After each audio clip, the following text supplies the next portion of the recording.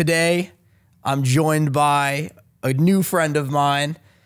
Some know him as the Semolina assassin, the Italian stallion, your favorite New Yorker and mine, Lil Mo. Welcome to the podcast, dude. Put some more mozzarella on that shit. I know that you're on tour right now, dude, so I want to hop right into it because I know the craziness of the road. You know, how's tour been? Good. I mean, we're chilling, you know. It's a new experience, a lot of moving and shaking. It's not everybody's built for it, I can tell you that much. You know, it's a lot of work. You know, it's a hustle. So, I mean, I'm obsessed with selling tickets, you know, like that's more of my focal point. I want to sell tickets. And then it forces me to show up to do a good show where a lot of people would do it backwards. Yeah. Well, I'm not saying it's backwards, but I mean, I think it's backwards. Dude, and I've spent plenty of time on the road to know that there's always shenanigans. There's things that go wrong. Has there been something that, you know, unexpectedly happened while you've been on the road? Every show. Tell me about one of them, dude. Well, I mean, just like things being wrong, you know, like sound not being right and, you know, just people partying and, you know, like stuff like that. But like a lot of stuff with like sound and video, like you go and it's like, man, the camera overheated and shut off, or, you know, not getting what you thought you were going to get out of it, or stuff like that, really. I haven't had any really like crazy, like funny experiences yet. You know what I mean? Yeah. We're on, what is that, like a 9 show right now? Yeah, so. Which is amazing. Because, you know, I watched a lot of your interviews prepping for this one, and it's cool seeing, you know, around a couple, like probably around a year ago, you were kind of getting ready for this moment now. So now that you're here, how does it feel? Good. I'm really just happy to pivot. Yeah. You know, because I don't really enjoy social media content. You know, like I do like clips of pods. Like I am into that. I like that. I like, you know, I like that type of content, you know, like, but like, as far as like comedy on social, like skit wise, there's a couple of people I watch, you know what I mean? Like, so I really wanted to get more into improv and sketch comedy. So I ended up getting a comedy agent, and then they were like, more like, hey, you know, you got to do a little more traditional comedy. And then probably if you listed out like 10 of the biggest comedians you could think of, 5 of them messaged me and were like, yo, you're funny. And then like, it's funny when you have like people that are like legends reaching out to you and telling you that, and then you have like all these little pikers like, right, and you suck. You know, it's just like kind of like, all right, you're just fucking broke and miserable, you know? So I like that I pivoted into something different, and I like the creative process with comedy. I like that you can take a bad day and make it into something funny. And I think social media limited. Social media still has that feel of like, I'll get canceled, where comedians tend to talk about it get canceled, but they're not going to get canceled because nobody even sees them. Yeah. Like, it's like, you know, they're worried about getting canceled before even they blow up.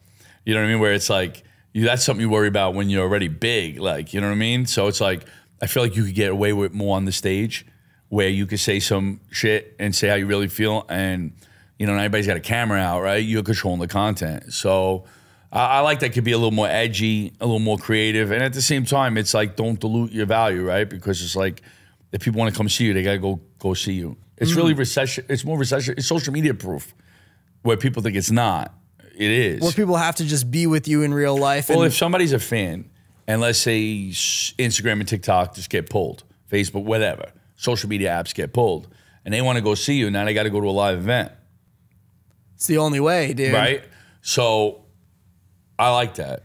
Yeah, you know? I'm hosting a Connect 4 event coming up too, and people were asking me if I'm like live streaming it. And we're doing a Celebrity Connect 4, and I know that you've been in Webb's videos, he's partaking in it, but they asked me if I was live streaming. I was like, hell no, dude, because if you want to experience this silly tournament I'm doing, you have to come in real life. And I think live streaming will just totally take over. I agree with that though. Well, because it's just like putting authentic content out. At the same time, the editing process takes time. Is a problem for influencers in general, or whoever. That's the process, color grading and waiting for an editor to get back to you, and then you got to go through what you like and you didn't like. So it's just too long of a process. So at the end of the day, I think live streaming, as you can live stream and then download a high quality video, people just end up posting that. And that'll be where you make edits from.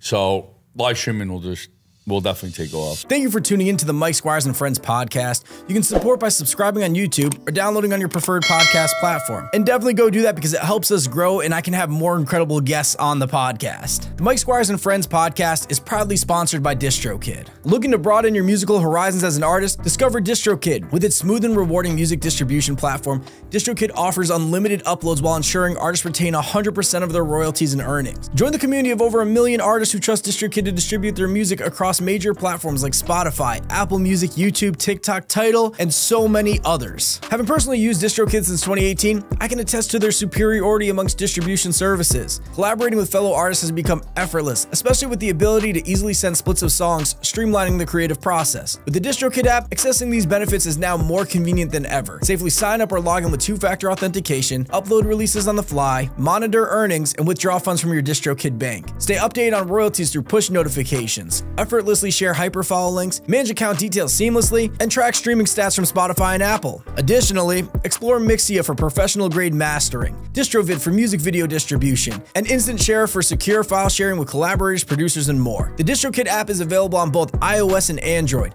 Download it today from the App Store or Google Play Store to revolutionize your music career. Visit distrokid.com/VIP/Mike Squires to get 30% off your first year membership. Now sit back, relax, and enjoy this episode of Mike Squires and Friends.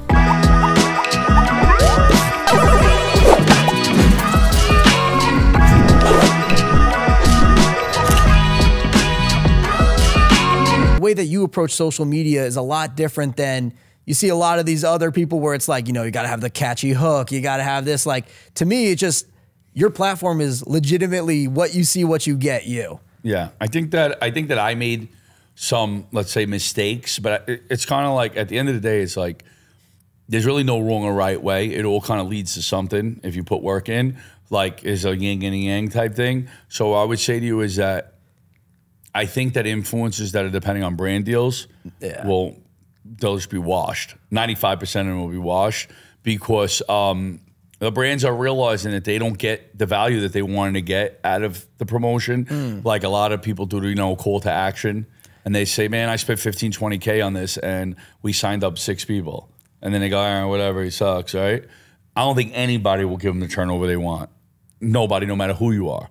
Yeah. There's not really too many influencers that will, right? So I would argue that there's influencers with 6, 7 million followers that you would pay 200K for a post. And if you had a $50 item you're selling, you are not recouping it, no matter what. You know what I mean? So I think that the brands will do things a little bit different. I'm sure if we think about it, we could figure out what they'll do, but that won't be the way to make money. And the other thing is that what people don't realize about brand deals is you do a brand deal in a sector. So if you do a coffee deal, right? Let's say you do a coffee deal for Dunkin' Donuts. You're not getting a Starbucks deal, right? Now, when you do a brand deal, you have X amount of time for usage, right? And they say, okay, for 90 days, you're allowed to promote you, and then there's no exclusivity no more, right? But you already stained the game because on your page, you have this Dunkin' Donut post. So you just blocked yourself from a sector. So if you're not going for a long-term deal, most brand deals are dumb. They're in the favor of, I'm talking about big name brands. It's more in their favor because what they do is they use your likeness. Like for me, I have catchphrases. Yeah. So every brand's like wants to use me and go, how you doing? What do you want to do? Nobody. So they're using a likeness and they're kind of branding you. Yeah. Like as if you were Danny DeVito in Jersey Mike's, right? Yeah. But he's got a real contract and you're getting paid for one post. That's it. That is very interesting, right? Too. So that's that. And then when you have people who do like that stuff they're selling with calls to action, they don't really recoup. You got the better end of the stick, right? Because they think in their head like, wow, hundreds of thousands of sales I'm going to get. And then they want the analytics and they look at the analytics and like, fuck, I didn't get none. And sometimes it's hard to like even track that too because, you know, I have my podcast like sponsored Drokid, right?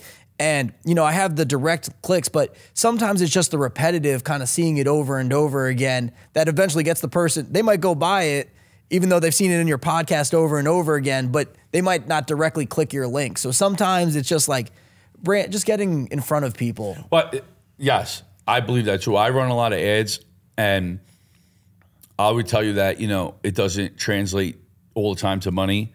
But it's also just ramming your face. It's very common for someone to come up to me and go, hey, you take a picture of this and that, and then they tag me and you say they don't follow you. I think that if you look at anybody who was a star like that, you know who they are, right? Like I'll give you a scenario. You might know who Joe Pesci is. You don't follow him on Instagram. That's true. Right? So I think it's about being that guy to go, I know that guy, right? More than having the following. The following's great, analytics. But if you're a star in real life. Yeah. No, that makes a lot of sense. Yeah, and I think the analytics can hurt you too. Because as your numbers get bigger, following, your interaction gets lower typically. That's very common. So you have you come up with a strategy to build your following, but it typically dilutes your interaction, right? So it's like, you know, like, and then you'll get like someone with smaller following, like I get more likes than Lil Mo. Yeah. But it's because you get diluted and people get tired of you. And it's like, if you look at your following, like my following from when I started, it's a totally different group of people from now. Because the game has changed, the algorithms have changed. No, I think that what happened too was when I started doing what I was doing, I kind of like bred a bunch of people doing what I was doing, right? And now people lose sight on where it came from, and they just attach themselves to the new ones. You get what I'm trying to say? I get what you're saying, dude. Like, you get what I mean? It's like people fall in love with the fake version of you more than the real version of you. Yeah, no, right? I get it, dude. You get what I mean? Yeah. You know what, but I want to pull it to this because I thought this was interesting too, that, you know, when you came into social media, you were immediately focusing on monetizing it, which a lot of brands and people don't focus on. You know, they're more concerned with, you know, building up the followers and, you know, building their social media, and then they'll try to make a play. I think that really with me was I come from an engineering background. I went back to school at 30 years old to be an engineer. I'm very analytical. I look at solutions. I'm a solution-based guy. So it was really just the fact that I had data that I could read into, and as long as I seen it going up, I would stay, and if I seen it going down, I tweaked what I did, and I'm very analytic-based. So I think what I got hooked on with social media is that you could read analytics. Yeah, and you know what? There's a lot of people too that are making a jump to whether they're being an influencer, an artist, or something like that, that have a very secure job. Like, you know, you were in engineering, right? And it's like, what does it feel like that moment where it's like you have to take the leap and leave it? Because putting that down, I believe in when, you know, I always say when the stars align. I was in a situation where my boss really cared about me and really thought that I had a shot, and was like, hey man, you could come back to work tomorrow. Go have fun. Go figure it out. You know, he supported me. I think if a few years before that, I was in a dark place, I don't think I would have had that type of support. I wouldn't have took the leap. But, you know, I do say, you know, I am old for social media. So I think it puts me in a lane of my own. But at the same time, there's not as much longevity, right? Because I'm older. So I'll probably earn, or in other words, even if I didn't make it myself as the talent, I would earn off the business in some shape or form. Yeah, but prior to you becoming you know, really diving into social media, did you have a lot of people saying Mo, this is your calling? You're they could. I always was just so I had there was 900, 1,000 people on my construction site, and I was always breaking chops. So I was always able to get people to do things with my personality, where my boss would always be like, dude, how'd you get them to do that? And I would just finesse it by being funny and being cool. Like, yo, man, you want a coffee? You want this? And I try to make people laugh. I always wanted to lighten up someone's day. And I really want to be when I had my own business, all I do is scream and yell all day. And then when I went to work for someone, I was just like, man, you know, we're both getting paid to be here. Why I got to fight with you, you know? There was always some annoying person, but then I'd be the guy I made fun of, you know? Did you have a moment or a first video that you made early on that you were like, you know, maybe this is for me?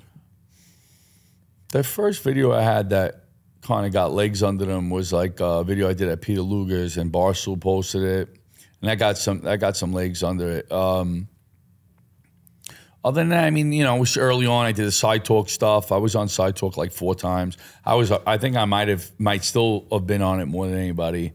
So that was, you know, they were popping when I first started. That was a little pop. Oh, that was cool stuff. Those are my friends. I got, I'm trying to think. Yeah. I mean, I had you know, I used to do the music stuff. So I kind of You know, like I had like a little people knew who I was from that, you know. Let's talk about that though, because a lot of my podcast is like a very music heavy podcast. Yeah. You know, I have a lot of artists on here. So it's like when you say some of the music stuff, what were you getting into? No, I just French Rotan is one of my friends, him and Chinks, and I did little skits and stuff like that on, you know, On the Coke Boys projects. Yeah, stuff like that. And then you know, I met people in the music industry, but you know, that was like I was like neighborhood famous with that. Like everybody's like, oh, that's cool, you know. But other than that. That was all I had for entertainment, yeah. Yeah, I was gonna say, like, but if I'm not mistaken, like you were like your vocals got used on like EDM records too, if I'm not mistaken. Yeah, a bunch. Yeah. I just did something really cool. That's coming out. I can't really say who it is, but it's some really cool shit. It's like some sick legend shit. That's insane, dude. Yeah, I did a bunch. I did something with Cedric Gervais, me and Cousine. I don't know whatever happened with that. I never followed back up with him. But I did some. There's a bunch of EDM stuff that I'm on, but I didn't bless it. They just do it. Like people send me stuff, EDM shit all the time that I'm on, and I'm like, rap some other rapper from LA. Like people sample my voice a lot. Yeah. I was gonna say, so they're just taking like a catchphrase from one of your videos, like throw it in their song, like. Yeah. So I want to talk to you a little bit about your catchphrases too, dude. So where do all these come from? Are they like rooted in your childhood? Like where? I used to be a big gambler. Okay. So like a lot of them come from the craps table. You know, like the way I say it, that energy level. You know, nobody moves, nobody gets hurt.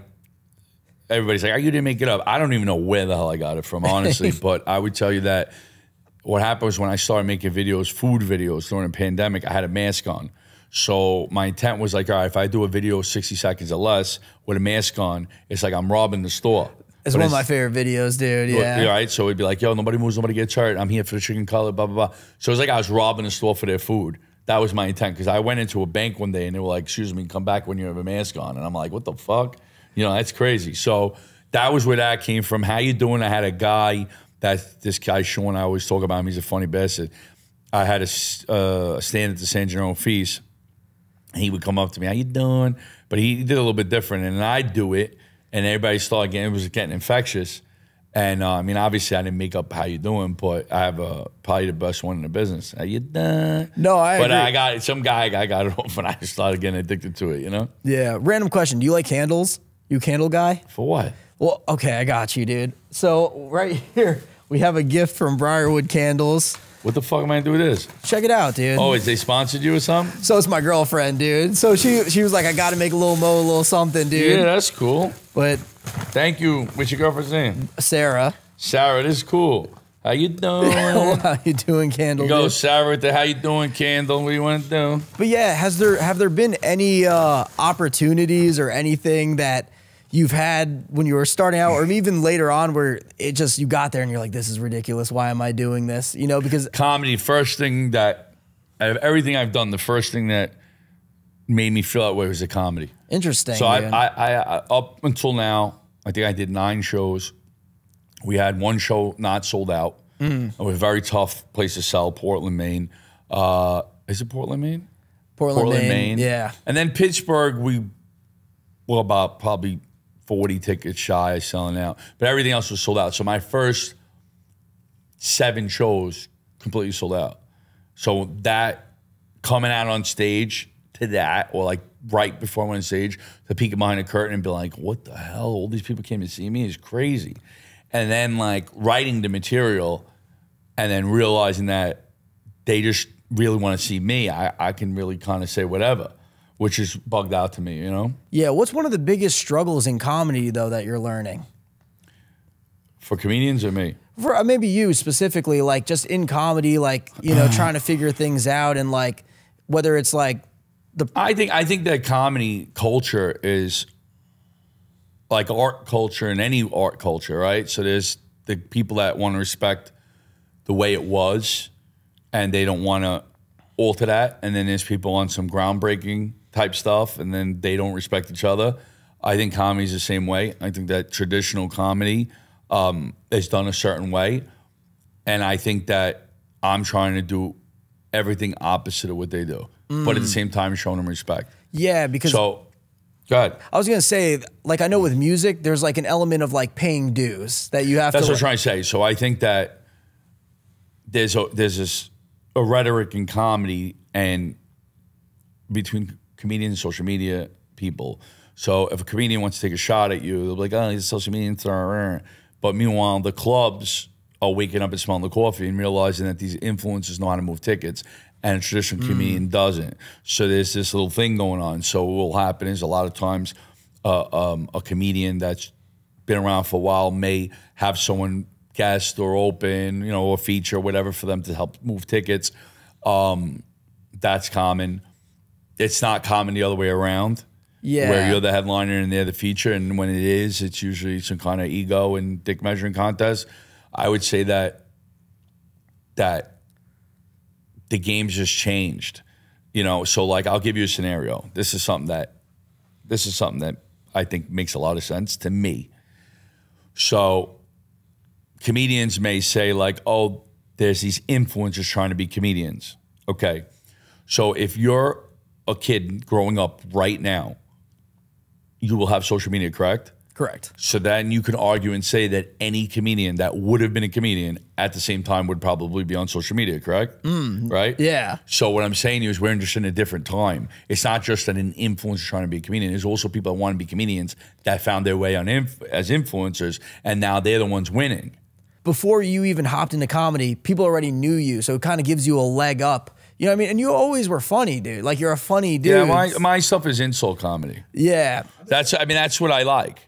I like insult comedy. I like to try to insult somebody in a way that they laugh. So my mom is Italian, and like, you know, I grew up, you know, Italian on her side of the family. So do you find that like some of the things that you grew up with, you know, play into your... I mean, like, I think that the Italian stuff just kind of just works, right? For me, right? But Yeah. I mean, I try not to really do that much content like that, you know, because I think that there's like this whole like market of like Italian TikTokers and all this other stuff, and I really kind of just don't want to be like pigeonholed. I don't want to be like put in the same category as them. Yeah. Because I feel like, you know, I'm older, I'm a blue collar guy, I live double their lifespan, I have different things to talk about. I want to cater more into like family type jokes, being a father. I really like, my thing is like, I feel like I'm the dad who thinks he's cooler than he is. And I'm the cool dad, right? Like, I think he's cooler than he is. I think I'm a legend, and everybody else is like, oh, this guy thinks who he is. But that's the funny part of it to me. The funny part of it to me is that I'm still feel cool, even though I'm older, right? I think that that's funny. Like, where I'm like, I'm a legend, and people be like, what? Like, you're a self-proclaimed legend? Yeah, like that's how I'm living my life. Like, I'm a legend, you know what I'm saying? That's how I am. But I think these are the things that people love about you, though, dude. You know what I mean? Yeah. It's like when you go out there on the social, like one of my favorite clips of you is he's like, "What do you do for a living?" And you know, I'm you're a fucking legend, bro. What are you, a fed? It's insane, dude. And it's that like, video went off. well, that's what I'm saying. I think it dude. got like 10 million views, 8 million views, 9 million views. Like people resharing it. That shit, that one video went crazy. I was gonna say, dude, like, do you have a moment where like a video went off like that, or even if it was that one where you're just like looking at your phone and just like, I mean, like, I think that I don't feel like I'm that viral. I feel like I work my shit. I feel like more of a blue collar worker with social media, whereas some people have them like, you know, them hits that just go crazy. I mean, I find myself all the time just like scratching my head. I'm like, damn, man, these motherfuckers just go off. But I don't have that luxury. I'm not super viral. My stuff is I put a lot of work in, so that's my stuff. You know? your consistency, and just so people understand that are listening to, like, how often are you posting a week? Well, I have a friend of mine who owns a company that runs my social, and he probably posts like 14 videos a week, and then I usually post like another 7. So I'll probably have like 20, 21 videos, 22 videos a week. But that's what I'm saying. Like, to be that type of output, you know, if anyone's trying to do it out there, it's like that's the level that you have to put out to make it happen. And if like, you're making it happen, like I made it happen, but you know, some would argue that, you know, I think that my business is not based off like the views and the likes. It's a different kind of business. Like I try to tell people all the time, you know, it's like if you have a sand and you're sifting through for diamonds. yeah, That's how I treat my followers. I'm looking for the follower that's going to say, no matter what you do, you're forgiven. I'm I riding love with you. I'm riding with you. And to do that, you have to put a lot of output in, and then you'll cycle the rest out. So I'm not looking for the person and go, I'm tired of seeing this fucking guy's face, or the opinionated follower. I don't want the opinion just to be honest with you. You're falling off or whatever. I don't want to hear none of that shit. Beat it. You know what I mean? I could care less. I had one time I purged 40,000 followers in 24 hours.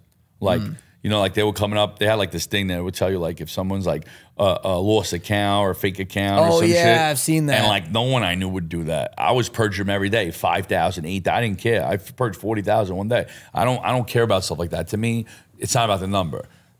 I look at it like, do you remember when, you're young, you wouldn't notice, but like back in the day in the 80s info commercials, you would have like Crazy Eddie, my price is unbeatable, or you would have time to make the donuts for the Dunkin' Donut guy. I'm more interested in being that guy than I am in being an influencer. That makes sense. So in other words, I want to be, I'm more interested in being branded with a brand as that guy for a long-term deal than I'm interested in just being like getting massive views. Because at the end of the day, you'll always be you, and those platforms can, we even see it with TikTok. What's his name, the guy Tate?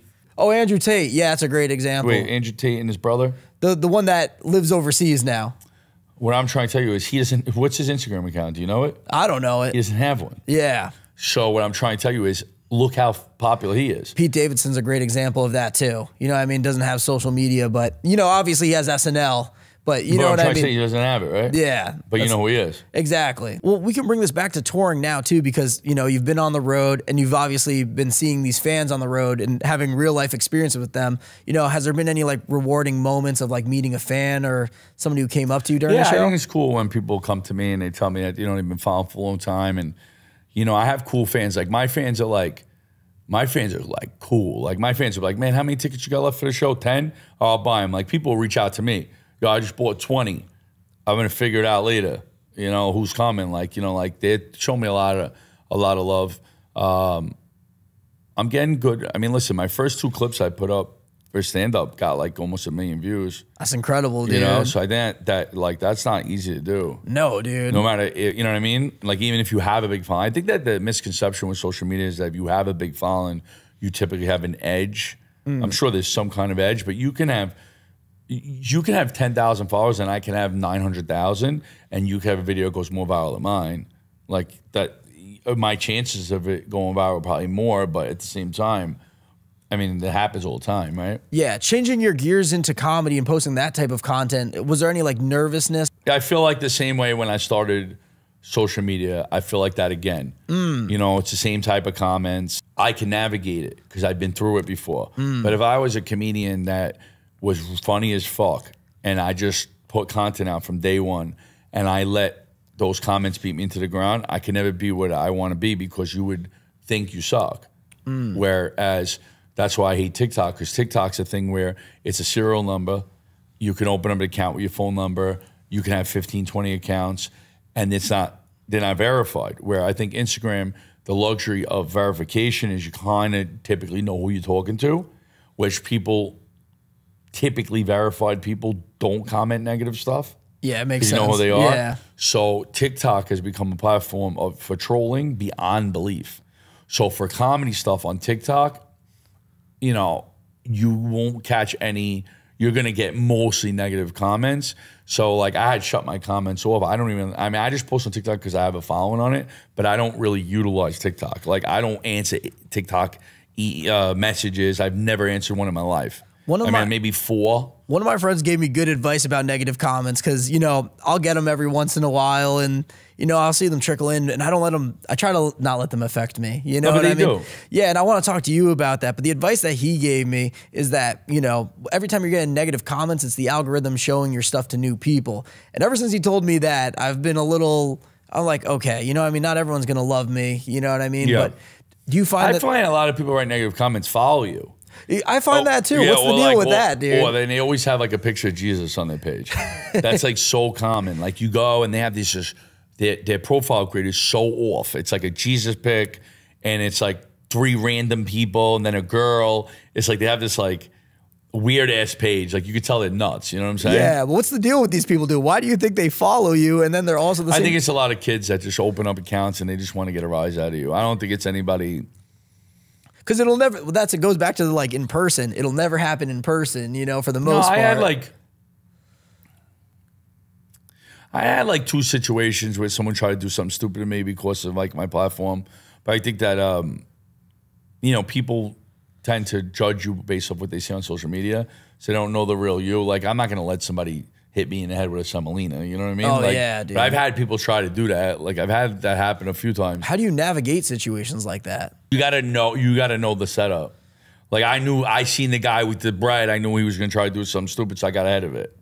Yeah, no, it makes sense. I walked up to him and I said, "Are you thinking," because he had a guy with a camera and another guy with a loaf of bread. I'm like, "Are you thinking you're going to like hit me in the head with that or something right now?" And he's like, "No." And I'm like, "Well, you're not gonna," you know what I mean? So for the rest of this tour, like, you know, what are some of the things that like you're looking forward to? And honestly, the thing I'm looking forward to is just really getting better on stage. Really, you know, I do like coming up with crafty jokes and stuff. I just getting better. Just getting better and trying to put on a good show. And that's really it, man. I really want it to be a show. It's not just comedy. It's also, it's an experience. So I like interacting. I like comedy where I interact with the crowd, you know? That's something that I think people miss sometimes. Like at the end of the day, like when they're trying to build their social media platforms, you got to be entertaining. You know what I mean? I think sometimes people will get caught up in like the metrics of everything, that they forget to be the personality, the thing that people like. You got to be this larger than life figure. Well, what happened is, I mean, look at yes, look at Beetlejuice. Yeah. From Howard Stern, right? It's you know who he is? Yeah, of course I know Beetlejuice, dude. But people are into Beetlejuice, right? Oh, yeah, dude. Okay, what I'm saying is, you notice on TikTok that people with all kind of ailments go viral? It's in, yeah. Like, I'm the guy with 1 leg. I'm with 3 feet. I'm the guy that fucking paints his face with his feet. I'm making up stuff. I'm just saying. No, I think I follow a dude with 1 nipple just because he has 1 nipple. I was trying to say, is like, you notice that a lot of people are into that? Yeah. You know, it's like, I guess because you're rooting for an underdog. Interesting, yeah. But and even them, they get bad comments. So think about what kind of people are out there. It's so you terrible, have someone who has like a deformity, right? And there's people just ripping them in comments, right? But then you get a lot of people like, you know, come to their defense, right? So I guess that creates some kind of whatever. Because for every reason, they all go viral. So, so I don't know. But I mean, I don't know. I feel like I do feel bad when I see a lot of negativity with social media. I feel bad for kids. Yeah. And anytime I see a kid making it on social media, I'm always like, man, that kid's gonna be fucked up when he gets older. It's tough, dude, because you really have to be resilient and bulletproof to these comments. Because think about this. Back in the day, there was child actors, and they were all screwed up, right? But no one was able to comment to them. That was being screwed up just from being in public. Imagine, I think they should do away with commenting. I think that's something that probably will happen, and I'm going to tell you why. Because social media is replacing television and movies. That's the thing that people can't get their heads wrapped around. When people think it, they still think of social media like it's Facebook. And it's not. Facebook was a way to interact and stuff with people that you knew, but now it's a place to watch content, just like a cable network, right? So now as you're watching cable, do you think that if you were watching Oprah Winfrey on TV and you were allowed to comment to her, don't you think that would change the way she acts on TV? It would absolutely change it, dude. Right. So what I'm saying to you is I don't think there's any, I don't see the hidden value in commenting other than it pushing some kind of algorithm. I think it should be very simple. Thumbs up, thumbs down. That's it. And that count shouldn't even show. Yeah, you heard that they're thinking about bringing the thumbs down back to Instagram? I don't think it should show who did it if you're going to do it. And I don't think that I don't think commenting is necessary. I don't even see why it does anything. I don't see the value in it. Yeah, I guess. Do you?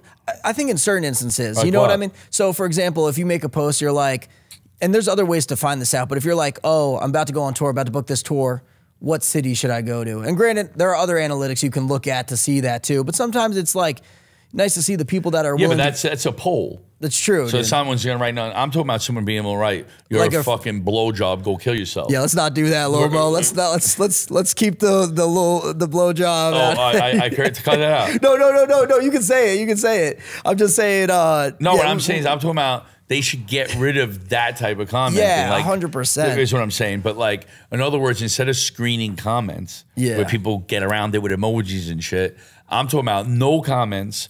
Polls are allowed. Yeah. Simple yes or no's. Simple which city should I go in? What should I eat? And then that goes to you just like it does on Instagram. And you could feed through that yourself. I think that's a better idea too. And I know they do have it on like stories and like they do have like basic polls on Instagram, but like I think you'd get better results too. And I do see your point of like, you know. I don't see the reason for it. Yeah. I don't see the benefit of it. If someone wants to tell you you're doing a good job, they could direct message you and be like, hey, man, you're doing great. Yeah. I don't see the reason for the world to see those comments. That's true because other people can be influenced by what other people are saying, even if like most of the time everything's subjective, but even if it's not true, you know what I mean? It's like, damn, I could release a song that's, you know, fire, but if someone throws trash cans below it, you know, someone might not even give it a chance because. That's what I'm saying. Yeah, so that makes a lot of sense to me, dude.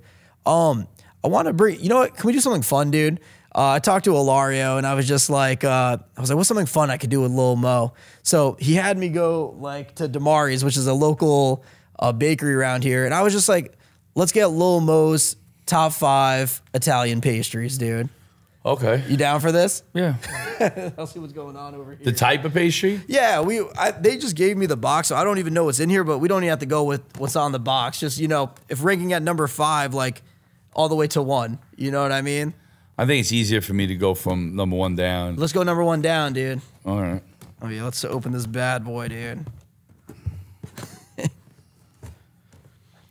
Let's see what we got, dude. I don't even know what to expect in here, dude. Oh, they only gave a couple of cream pies. pies. St. Joseph cake. Oh yeah, What's St. Joseph? Today's St. Joseph Day, dude. Today's St. Joseph. That's what it is. St. Joseph. Sfingy.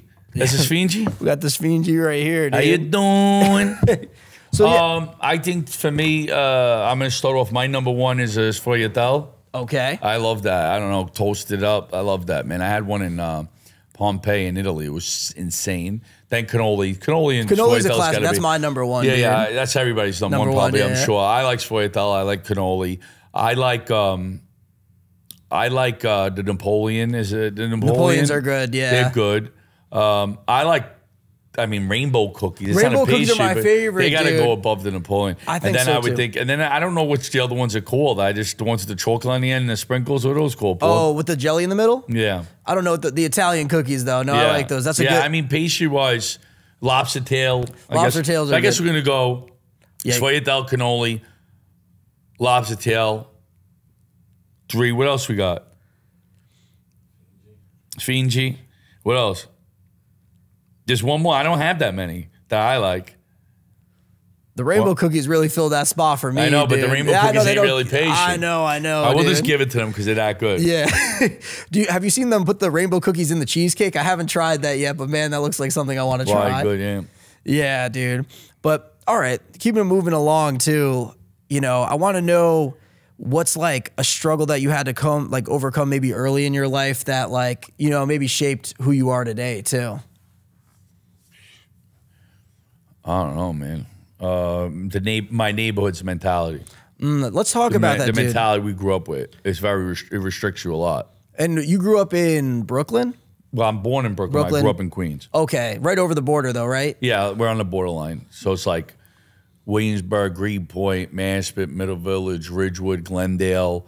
That all's like kind of like the same neighborhood in a way for us because of school district and stuff. So I went to, Christ the King and Grover Cleveland High School, you know what I mean, which is like in Ridgewood and Middle Village. So yeah, like those. What was something that you learned growing up from that area? That like a lesson that like you feel like might have been really exclusive to your area or something that like, felt like that everyone felt growing up? What I learned is when you have an opportunity like I have now, coming from where we came from, thinking that we weren't going to be no fucking superstars, you hold on to it. And I treat anybody trying to get me off the internet or entertainment as if I would act if you were trying to steal my weed or something back when I was a kid. You know what I mean? It's the same way. You're not going to take food off my table. Yeah. So I think that that's something you learn from my neighborhood is that people are always going to try to take what you got, but you got to hold on to it when it's, when you're eating off it. You can't nobody eat off your plate, When you were in school, were like you always like this animated person? and like a popular kid and. Yeah, I always been like that, and then I go home and be like sad and like or down. Like I always just want to be like, you know, I always like the attention or trying to make people laugh. But I was always like that. Yeah. When you say you went home and were sad, like what was going on? No, I'm just like, I didn't necessarily like, love my home life. You know what I'm saying? Is that something we could talk about? I mean, what's there to talk about? I mean, that's how most of my friends grew up. That's the way we grew up. It was like you just want to be out. You just want to be outside. Don't forget, back in the day, a lot of people had kids young, right? So it took me to get older to realize that. Like where now I have kids, but you're having kids in your 30s. My parents are having kids at 19.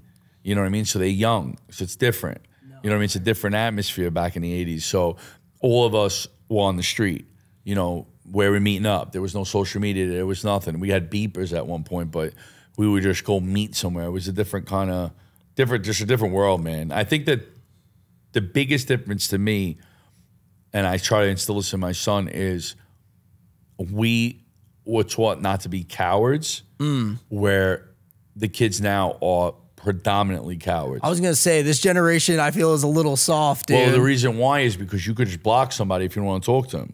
You can avoid situations which make you a coward, where when you were a kid, when we were kids, you had to deal with it. I had to come out of my house. I had to deal with somebody bullying me. If I had to deal with any of that stuff. You have to deal. You have to rip the band-aid off. You're not going to sit in your house all day. So you dealt with it different. Now, I can't tell you how many kids or whatever I've dealt with in social media, they just shade you. Like, they just won't answer you back, or they'll just like whatever. And then when you see them, they'll just be like, hey, what's up? Like, nothing happened. Where I hate that, dude. I don't know what it is. What's something that you learned from just becoming a father? Well, I think that for me, like, I think it's a hard balance. It's like, I don't know. I can't explain. I grew up with my father, where it was like, this is what you do, right? You go to work, you do this, da, da, da. I'm in a situation where I'm doing something that really hasn't been done before. So it's like, how do you like give your kid the tools that they need to succeed when you're like, what am I going to pass down? My son being an influencer or something, you know what I'm saying? Where it's like, it was a little bit different, right?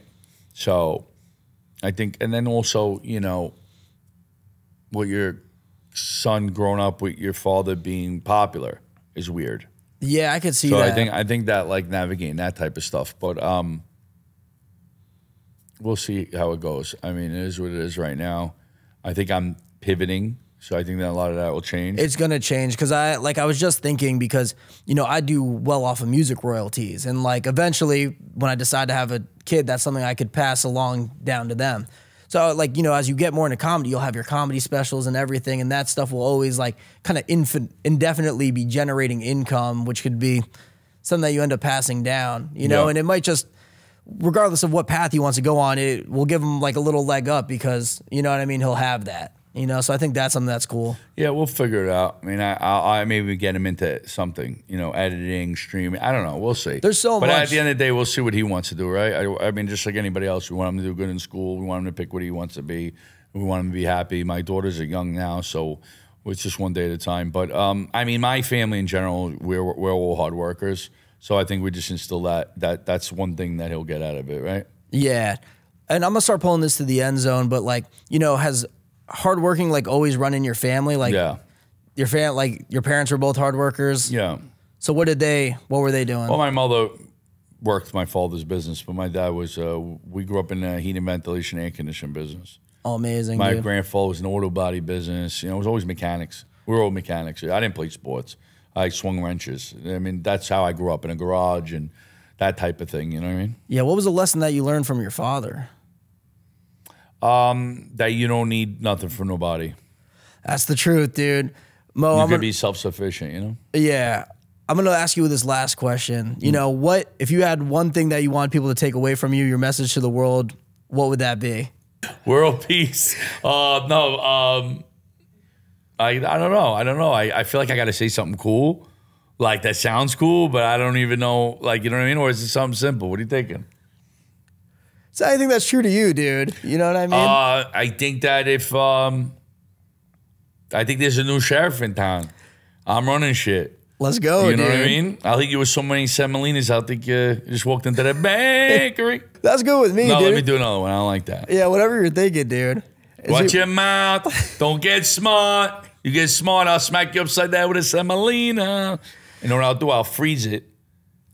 I'll wet it, I'll freeze it. And then I'll hit you at a 45-degree angle right across your skull. How you doing?